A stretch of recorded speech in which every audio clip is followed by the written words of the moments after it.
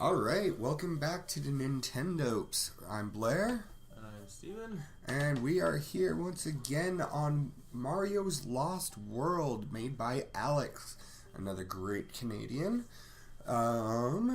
We have made our way through Cupcake Island, across the Waffle Plains, through Cream Soda Bay, and found ourselves on Gingerbread Mountain. So, we ready to just dive right in there? Yep. Alright. I think also I saw somewhere, it's not like an official, well, of course it's not an official thing, but I think someone drew an actual overworld map of this. That would be really neat to see. Like it's drawn just like Super Mario World, but it's designed to look like this one, and it follows the pattern of these levels. Maybe we should find that and throw it in the beginning card or something like that. So, you know, one thing I have been thinking about is, like, it would be really nice. This is one thing that Nintendo is really great at the fact that they know that they have a young crowd, and so they put a lot of security on their online content. It's too much security sometimes. And this is where I'm getting to, because I would really like to be able to contact Alex without putting a comment, because he has so many comments on all these videos and everything that for him to actually see a comment, he probably doesn't very much, right? Yeah. But it would be nice to be able to go, hey, we played your levels. We've done this. It's on YouTube. If you want to check it out, if you want to see how we've done, or whatever. Come on. Because he didn't recommend this to us. We found this great piece that he's made, and we're just kind of doing this. But I know as a creator that if somebody was out there playing my levels and throwing them up on YouTube, I would like to see that, not for any reason other than to enjoy it. But there's no way for us to contact him and let him and be like, hey, your videos are being or your levels are being shown off. Which, well, I mean, he's probably getting a lot of that right now though, because it was a Nintendo Life. What you call it? Article. Like I read it in an article of Nintendo. I don't know if they're like official or anything like that, but it's basically what Nintendo Power used to be. oh, okay. If you remember Nintendo That's Power. where you found this. Yeah, no, like I found it. That was the story I told in the first episode. Is that I was just going through my RSS feeds, and one thing I found was for someone who created basically their own world in Super Mario Maker, and I thought that was really interesting. And then I went to go play a couple episodes of it, and then here we are. But yeah, no, like it was mentioned in an online article. Oh. Well, it would be nice.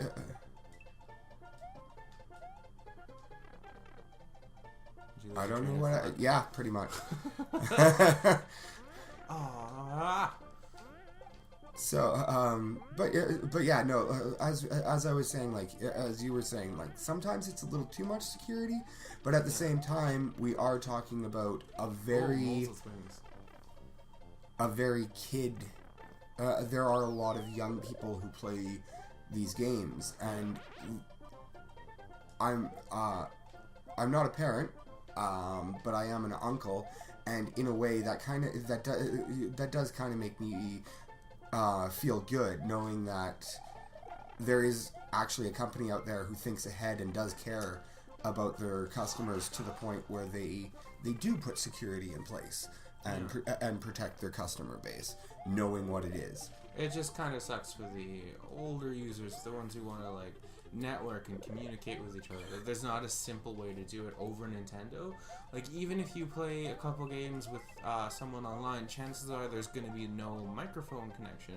So it's not like you can even talk to someone to get to know them or anything. So you're like, hey, let's play again in a couple days kind of thing. Yeah, Splatoon.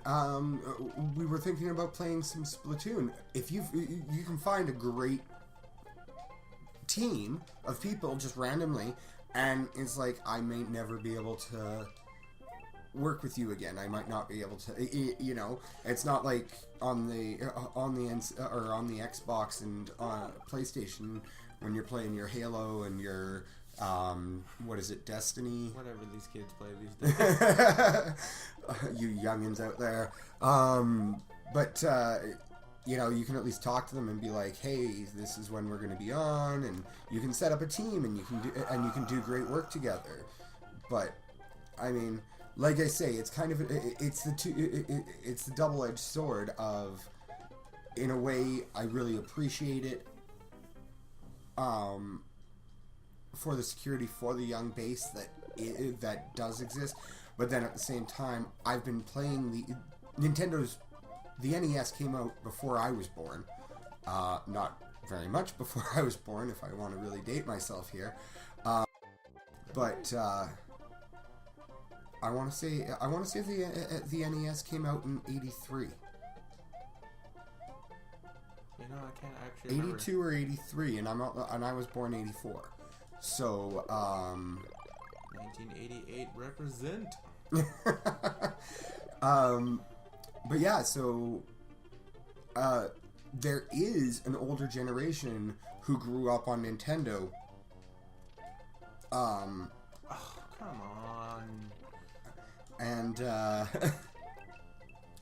yeah, and they should be, but then it's the classic, you know, once the kid knows the V-chip password, the entire security goes away anyways, right? So see, and I don't even 100% know what a V-chip is. Nobody knows what a V-chip is. Yeah, I remember, I kind of remember hearing about it when I was like a little kid, but my parents didn't care. Yeah, but and at the same time, it is one of those things where it didn't work. It was a great idea. They integrated, at least in the States, they integrated it into absolutely every TV. It was a requirement, which, because we're in Canada, means we got the exact same thing. We didn't have to pass that law. It was just easier for them to just do it anyways, because everything that goes to the States just comes to Canada also. Well, not everything, but stuff like that, they create one product for North America. And so there were V-chips in all our TVs. Nobody knew what they were. Nobody knew how they worked. But they did exist. The few parents who could figure it out, the kids figured out the password, and that was the end of that. But yeah, so it's hard to, what I was trying to get around to was, it's hard to have a two-tiered system, because with kids, with the way kids today are today, they would just figure it out. How old is our nephew? 2.5, and he's playing on the tablet. He'll have a game up on the tablet, and we're like, okay, that's really loud. We're trying to have a conversation, so Mom will grab it and turn down the volume and put it down in front of him, and he just hits the button and turns up the volume. He knows exactly how that machine works, 100%.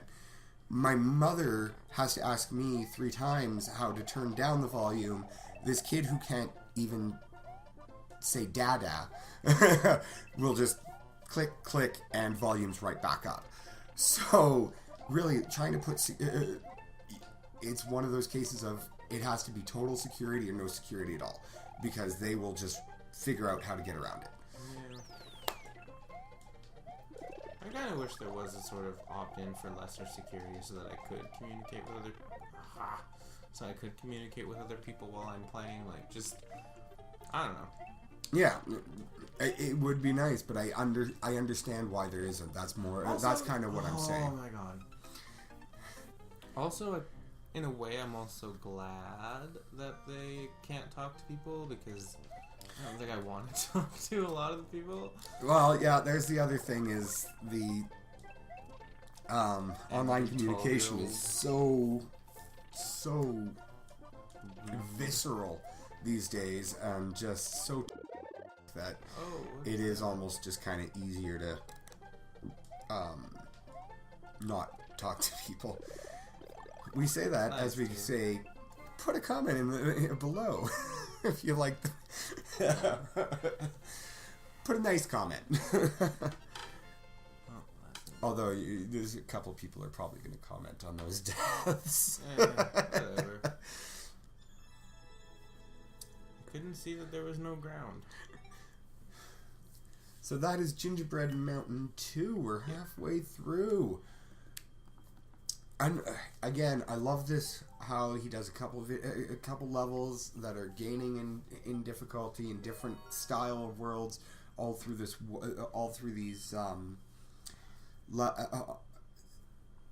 what would you call that? Like, that's the worst part. Is how do you change up the what are the proper words here? Like, there's the worlds. This is a level. Yeah. The set of levels would be a stage. There we go. Okay. Yeah. So I love how the stages. That's just what they call them in older ones. Actually, didn't they call them stages? Like, oh no, that was World 1-1. Yeah. No, it's all they were worlds. And so, what do you call the whole thing? A land, I guess. It's only because they were only worlds because there wasn't really anything else. It was like World 1-1, and then now they're not quite labeled the same. I don't know. You just gotta adapt with the times. Yeah, so I was just trying to figure out the terminology. I would say world stage level. Okay, so I love how the stages, the levels within the stages increase and are different each time, and then they build up to a really good castle or ghost house level at the end. Oh. Nope, that was the wrong thing. That was a completely different type of block. Yeah. Well, because I'm so used to the old school ways where they were on that thing where you just had to hit the bottom of it and it bounced them off of it. Yeah. I didn't even think that those platforms don't even exist, actually. No, they don't. The ones that just kind of go back and forth. Yeah. Yeah. And you hit them on the bottom, and then they knock the things off top. Like, yeah. That's what I was expecting it to be, not realizing. Those aren't. Since those aren't in this, he did his best, which he does a lot of his best to just kind of recreate. Yeah. I love that rhinoceros level. That Reznor. That's it. Yeah. Yeah. We found it in the comments right after that level. Yeah. No, Reznor was a lot of fun. The way, as best as he was able to recreate it, which was really neat.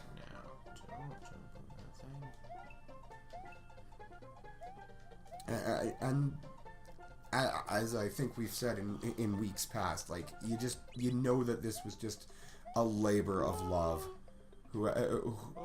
Alex put a lot. Oh my God. I'm gonna die. Of love and work into this world that he has created, and I really gotta say I love it. Yeah. I am kind of hating it right now. I mean, we've all been there with a Mario game before. Can you spin jump off those things? I don't think so. I think chain chomps are one of those things where you just... He was already dead. No. Hammer Bros, they are just the worst sometimes. Oh, wouldn't you... What? I wonder, wouldn't... Instead of the clouds, I wonder why he didn't use those guys, but I guess they don't really connect. It probably wouldn't have worked properly. For the platforms for that. Oh, I don't know. Click this one, let the second one drop, and grab another one. Yeah. Do I have to wait for it to go? Oh, I do. It comes right away. Oh. Oh no! Do it. Oh. That sucks. Well, the problem is we have the volume on the TV. We noticed when we were recording some other episodes that the volume on the TV was coming through the mic, and it actually still might be. We're sorry if it is, but we need a little bit of volume so we can hear the timers and we can hear the cues. It wasn't that bad. It's just like you could hear the jump before the game capture card could pick up the jump. Let me see. Oh, I can. Oh. I'm not really one to ask. You are... I think you've played a lot more Mario than I have. All I ever had as a child was an NES, and then I went straight into the 64. I never had a Nintendo myself. I had friends that did, though, and I played it a lot at their place. So, just rub in the fact that you had friends. Yeah.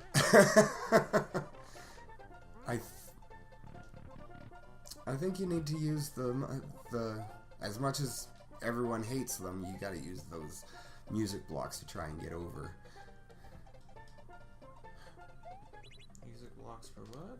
Trying to get over the that last crap. Whew. Damn it. Oh, put it out. I know. I'm already screwed. Come Oh on, man. That's not even fair. These P blocks don't seem to have a lot of time to them. Not as long as I remember. I think it's just because I have to go so far, and then I'm waiting at the opening for the second one to fall. True enough. I might be able to make it. Do you know what? I think the first time you played, it came right away because you waited longer before you activated it. I think there's both a time between and the limit. So if you wait a couple seconds before you activate it, I think the next one will come right away. That's too deep.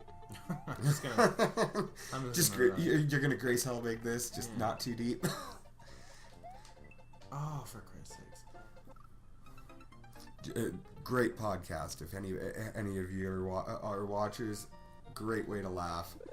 It's one way we like to wind down every now and then. Listen to her.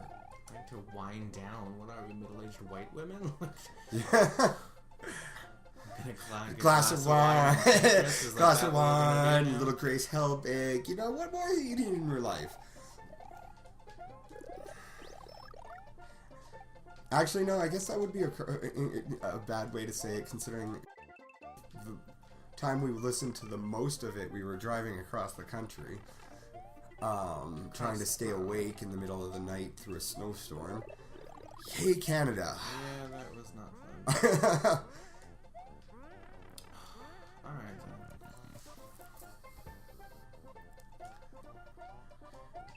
then. What was the... well, we were trying to listen to some other things. So... Wait. See, it'll come straight through. Right, if you hit it now, it'll come through right away. See?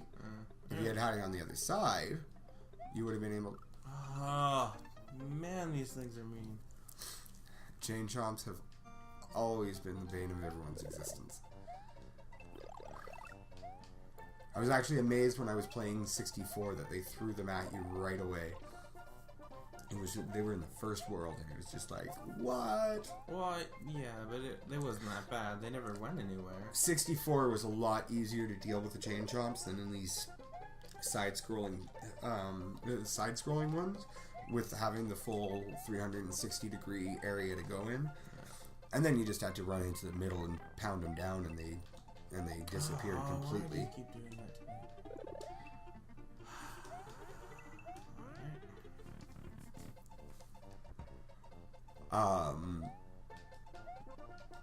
That took forever to figure out, and I couldn't.